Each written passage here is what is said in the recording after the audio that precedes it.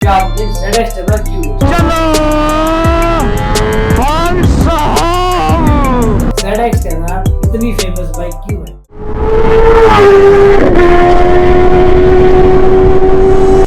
तो क्या हाल है guys, welcome back to a new video.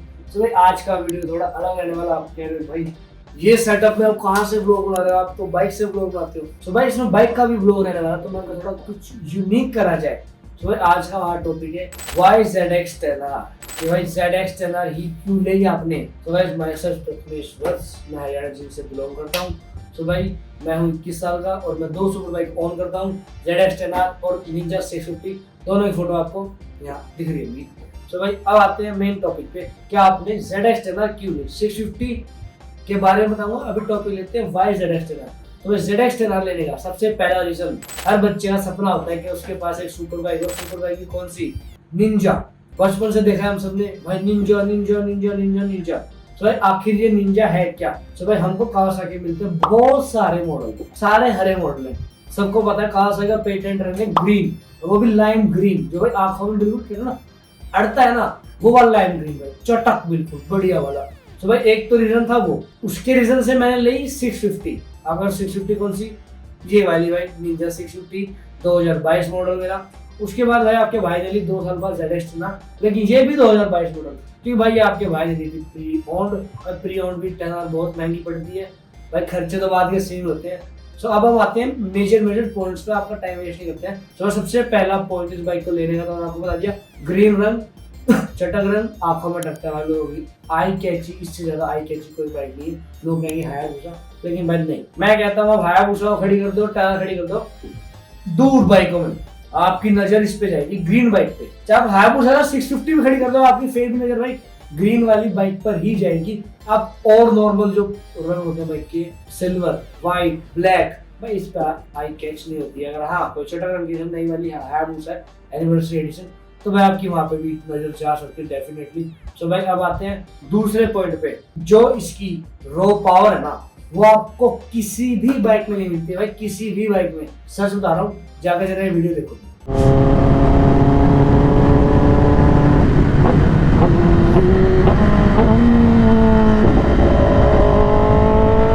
भाई ऑटो क्रॉस हो जाए, वरना ऑटो वाले अंकल डर जाएंगे बेफालतू में।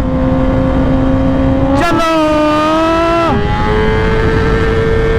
भाई 159 फर्स्ट गियर।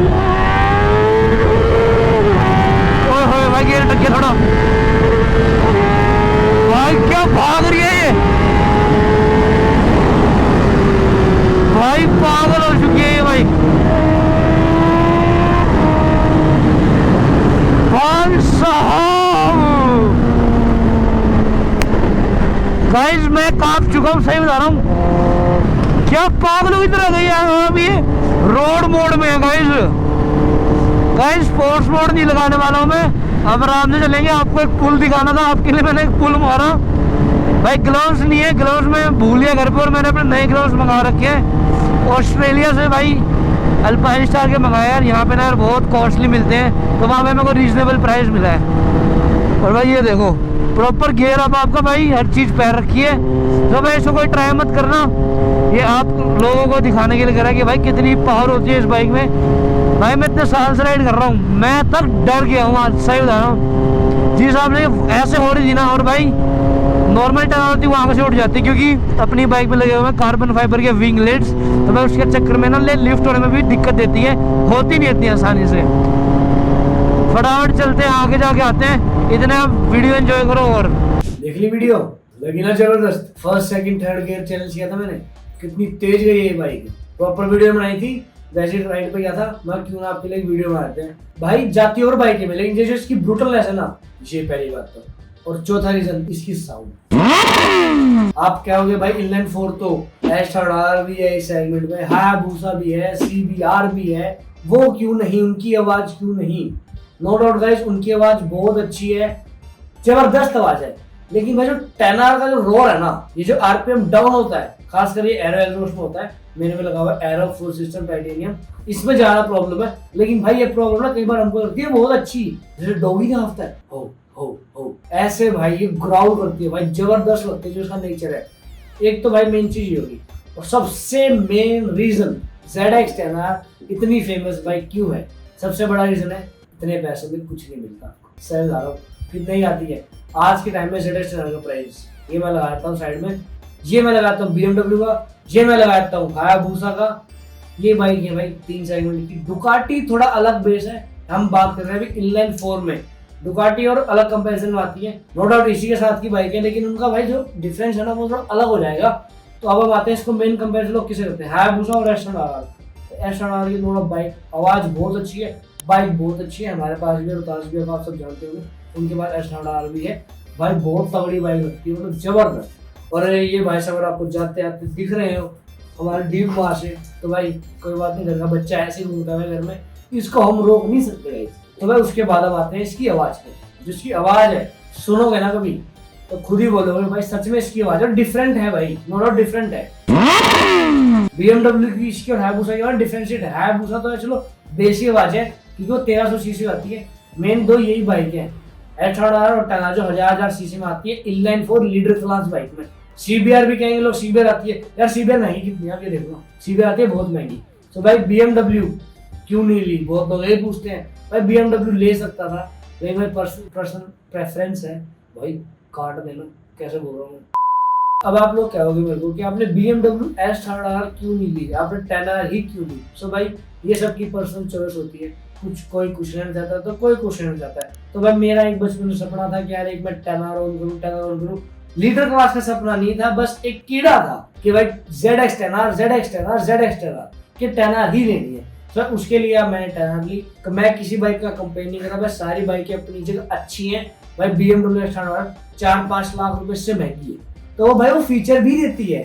मैं आपको मेन फीचर भी काउंट करा था दोनों बाइकों में क्या नहीं है। क्रूज मोड दोनों बाइकों में, राइडिंग मोड दोनों बाइकों में, लेकिन मेजर जो चीजें उसमें नहीं है। भाई व्हीली कंट्रोल 10R में नहीं आता है। और भाई ये जो लोग व्हीली मारते हैं उनके लिए भाई आप समझ सकते हो, बाइक ऐसे एंगल 3 एंगल होते हैं भाई इसमें। आपकी बाइक ना उससे ऊपर जाएगी ही नहीं भाई, ऐसे अगर आपने व्हीली पॉप करे तो वो ऐसे ही जाएगी आपकी व्हीली, वो उससे ऊपर जाने ही नहीं वाली। और भाई एक और इसका है मतलब फीचर, आप इसको क्या होता है कि कंसीडर कर सकते हो, ज्यादा यूजफुल नहीं है लेकिन भाई हिली एरिया में यूजफुल होता है। ऑटो होल्ड गाड़ी में सुना है ना, ब्रेक दबाए रखो, हैंड ब्रेक ऑटोमेटिक एंगेज हो जाता है। तो भाई ये एक तरीके से बाइक्स का हैंड ब्रेक कह सकते हो आप इसको। अगला ब्रेक 2 सेकंड के लिए प्रेस कर रखो, बाइक कहीं नहीं जाएगी आपकी, चाहे आप इतनी ढलान पर खड़ी करोगे ना बाइक फिर भी नीचे नहीं जाएगी।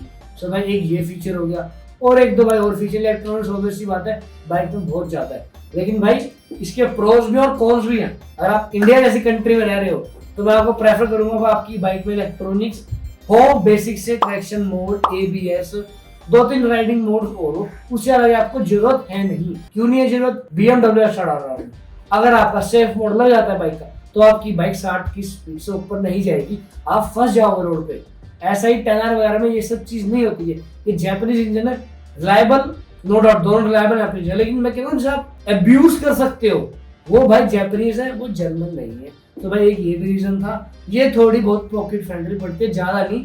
आप मान के चलो एग्जांपल, एक 10,000 तो एक 8,000, इतना ही फर्क है, 2-2,500 का फर्क है। BMW वाले कहते हैं साल में 1 बार सर्विस कराओ, 10R वाले कहते हैं कि साल में 2 बार सर्विस कराओ, तो बात पड़ जाती है दोनों की एक बराबर। तो भाई मिलते हैं आपसे नेक्स्ट व्लॉग में, see you, tata bye bye. Vlog बताना कैसा लगा, थोड़ा बहुत भी इन्फॉर्मेटिव व्लॉग लगा तो जाके लाइक शेयर कमेंट कर दो, और भाई आपके भाई को फॉलो कर दो। इंस्टाग्राम पे क्लिक बाइकर 8 फटाफट 5K कराओ, और यूट्यूब पे भी 5K कराओ। भाई यूट्यूब पे 10K पे, 5K पे नहीं कराओ, 10K पे एक बढ़िया से KYT के हेलमेट का या फिर HN के MT हेलमेट का भाई गिव अवे करने जा रहा हूँ। हेलमेट की प्राइसिंग होगी 8,000 के आसपास, और गिव अवे भाई सच में करूंगा और घर जाके करूंगा भाई। और भाई देखो सीधी बात है, कोई बंदा साउथ में लाना उसको भाई मैं कोरियर ही करूंगा। आसपास अगर होया NCR में, मेरे आसपास में राजस्थान हरियाणा इस तरह होया, तो भाई मैं अगर मेरे 300 किलोमीटर के रेडियस में भी है ना, तो मैं भाई जाके उसको खुद डिलीवर करने वाला हूँ। सो भाई कैसी लगी वीडियो, लाइक शेयर कमेंट कर दो। मिलते हैं नेक्स्ट वीडियो में, see you, tata bye bye.